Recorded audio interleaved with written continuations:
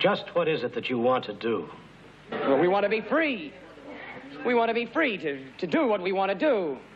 And we want to get loaded. And we want to have a good time. And that's what we're going to do. Well, wait, baby, let's go.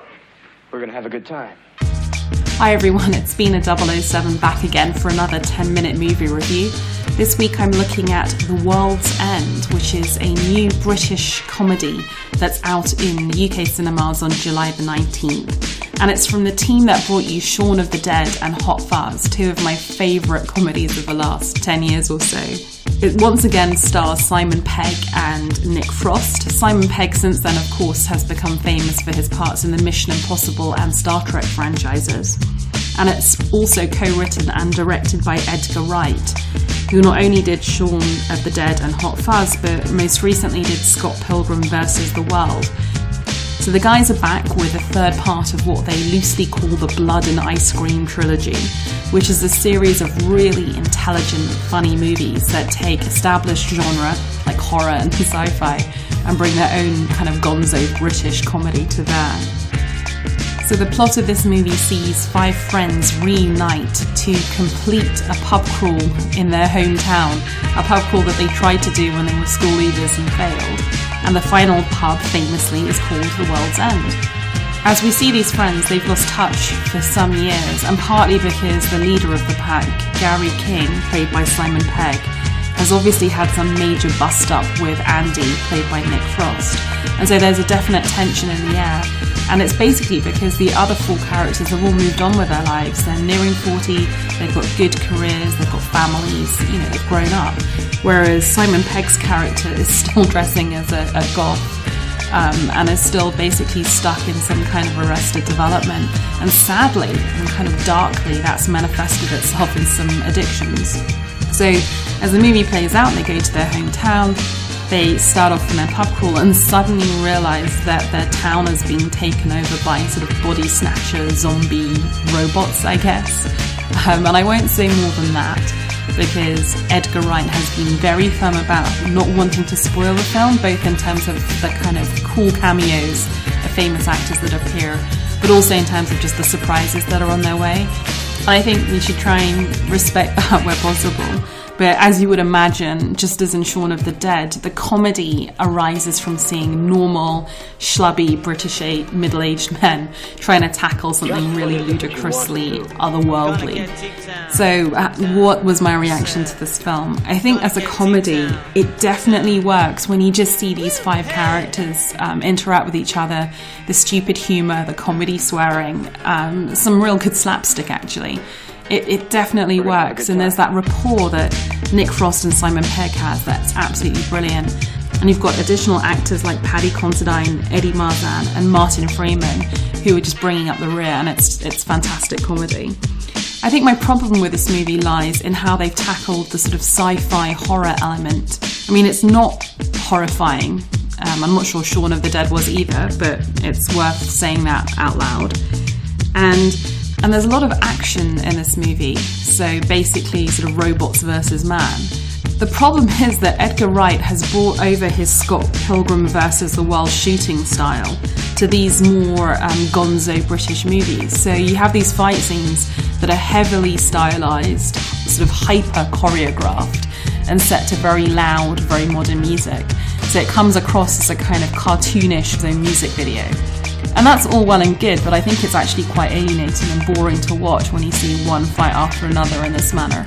And it's certainly very different to the original, more sort of low-budget British indie aesthetic of the first two films.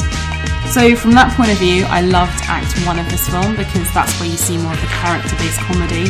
I was a bit bored in Act 2 when you have all these kind of stylized action fights.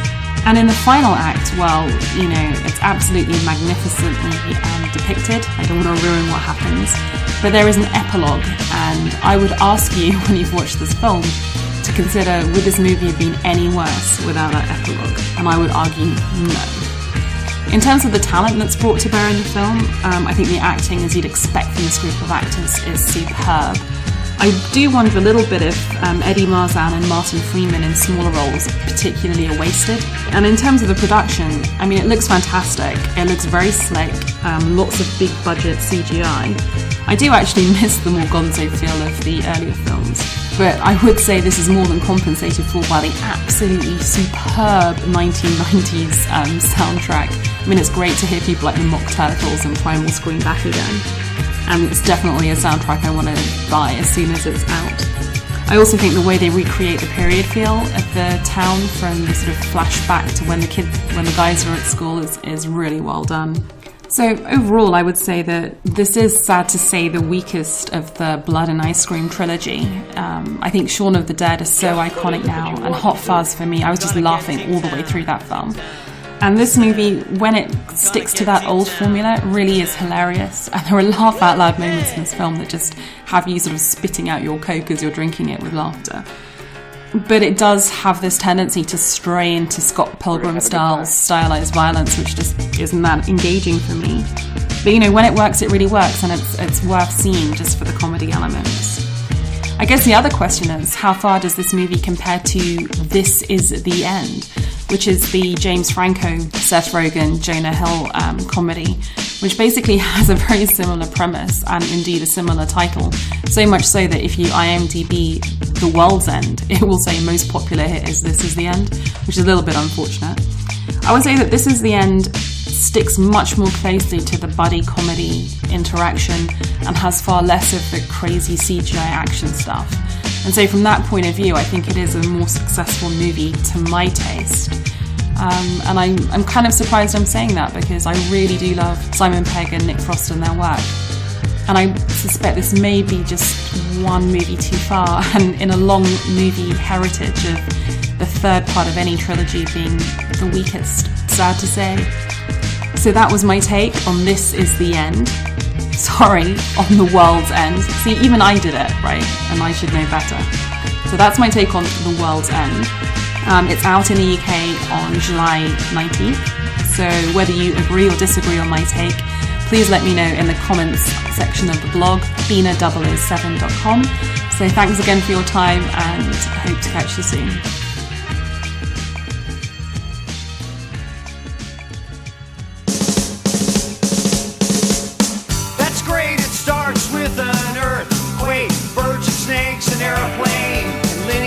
Is not afraid.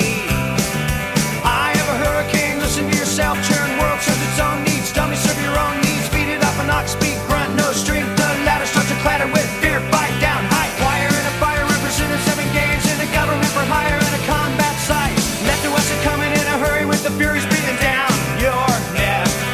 Team by team reporters babble Trump, tether crop, look at that, no plane, fine, then, overflow, population common food, but it'll do, save yourself, serve yourself, world serves its own needs, listen to your heart bleed, dummy with the rapture and the reverend and the right, you patriotic, slam, fight, bright, light, feeling, pretty sight, it's the end of the world as we know it, it's the end of the world as we know it, it's the end of the world as we know it, and I feel fine.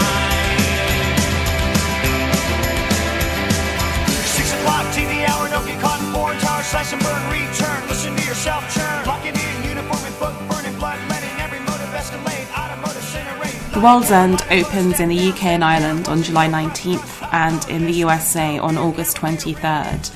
It has a running time of 109 minutes, and it's been rated R in the US, apparently, which seems a bit excessive, and 15 in the UK for strong language and strong sex references throughout. The music for the podcast today has been provided by Primal Scream, Loaded, and REM. It's the end of the world as we know it, and I feel fine. The detailed release info for this movie is on the blog post at B007.com, and this podcast is also available on iTunes. Just search for B007. Thanks for listening.